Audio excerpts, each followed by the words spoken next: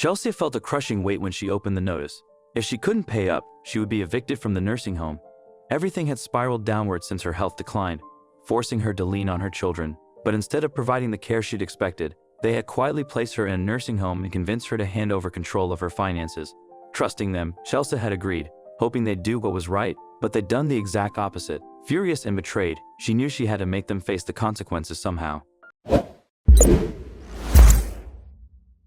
As the days wore on, Chelsea's health waned further. Her heart ached with the thought that her own children had abandoned her, leaving her with an overwhelming sadness that clouded every waking moment. Struggling to find a way out, she reached out to her attorney to review her finances, clinging to the hope that she'd find some security left. But the shock hit her hard. There was nothing. Desperation set in as Chelsea tried to reach her family for answers, leaving message after message, hoping someone would reply. But the silence was deafening. Her children ignored her, and that was when it sank in. They were deliberately shutting her out. The final blow landed with the eviction notice. As her health continued to fail, Chelsea's heartbreak grew into a deep, burning resolve. She had no support, no one she could trust, and no place to go. Yet one thing burned clearly in her mind. Her children would not get away with what they'd done to her. While trying to find her kids online, Chelsea discovered photos of them enjoying a luxurious vacation abroad. She couldn't help but suspect they were using her money to fund the entire trip. It was time to take action. Surely this was illegal. In a last-ditch effort, Chelsea decided to go to the police. Too weak to go alone, she convinced her friend Wendy, a nurse, to accompany her. Wendy was horrified by Chelsea's story and agreed to help. When they arrived at the police station, Chelsea recounted her story to the receptionist, who immediately brought in an officer. After listening to her, he explained a problem. She had legally signed a document granting her children access to her finances. Just as the officer was about to turn her away, Captain Jack overheard her story. He motioned for her to come over to his desk, assuring Chelsea that this situation wasn't normal and that they would do everything in their power to help her. All she needed to do was tell him the full story. Chelsea started from the beginning. She explained how she had enjoyed a wonderful retirement and life with her husband. But after he passed away, she began to rely more on her children. They convinced her they would take good care of her. However, soon after she started feeling unwell, she shared how one of her children had persuaded a doctor to prescribe her medications to make her feel better. And from that point, everything went downhill. Feeling increasingly weak, Chelsea had reluctantly placed her trust in her children. Chelsea received even more medications from her children, who were now suddenly very concerned. But where were they really? As Chelsea recounted her story, Jack continued to take notes. He sensed that something was amiss here. Just before Chelsea was sent to the nursing home, she had a little over $1 million, but now it had seemingly vanished. Chelsea then revealed the most heartbreaking part of her story. One day, finally resting at home, she heard a knock. Her daughter Shannon was there, with others, announcing Chelsea would be moved to a nursing home immediately. She was told her finances would now be managed by her children, and someone was already there to arrange the sale of her house. Chelsea refused, bursting into tears. Jack had heard enough, realizing it was a scheme by her children. Chelsea, sobbing, recounted how she'd lost everything: her home, her money, and her hope. Jack shared her story with his officers, who promised to help, but they knew time was short. Due to the stress, Chelsea collapsed at the police station. An ambulance was called, and she was taken to the nearest hospital. When Chelsea regained consciousness, Jack was there, reassuring her that they would get to the bottom of this for her. The police attempted to contact her children to discuss the situation and inform them that an investigation was underway, but despite repeated attempts, her children did not respond. Meanwhile, the police discovered that her children were living lavishly, raising further suspicions.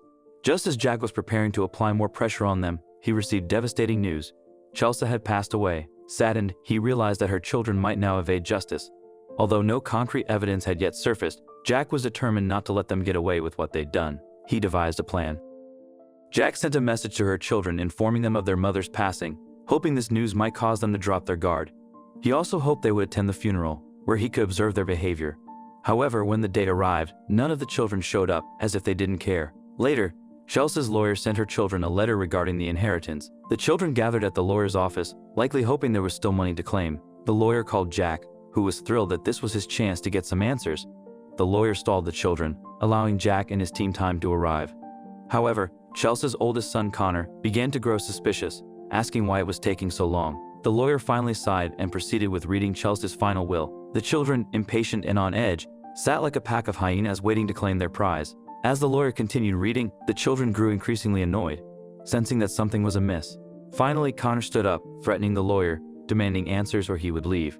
Shocked by Connor's behavior, the lawyer calmed them down and announced that they would receive nothing. The children were stunned, or at least appeared to be. Just then, Connor and Shannon sensed the trap. Out of nowhere, the doors burst open, and the police stormed in. The children, caught off guard, feigned innocence. Connor attempted to flee, but Jack and his officers pursued him. After an intense chase, they finally apprehended him. The rest of the children were taken in for questioning, though Connor continued to resist, raising further suspicion. During interrogation, Jack focused particularly on Connor and Shannon, both of whom displayed the most suspicious behavior among the siblings. But Jack still had a massive ace up his sleeve, which would be revealed later that day.